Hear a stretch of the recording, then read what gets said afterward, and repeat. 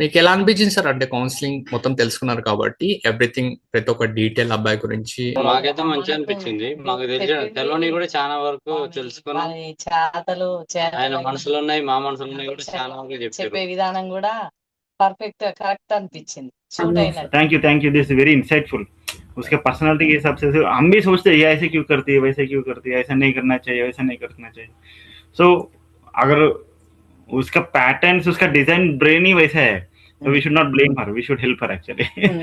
Correct. So right sir. So This analysis is very helpful for us.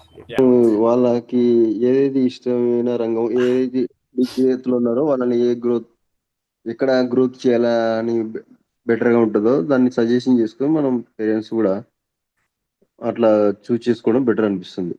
Yeah so పిల్లలతోనే parents ఎలా behave చేయాలా, వాళ్ళ mentality ఎట్లా ఉంటది, దాని ప్రకారంగా పోవాలంటే ఐడియా వస్తుంది.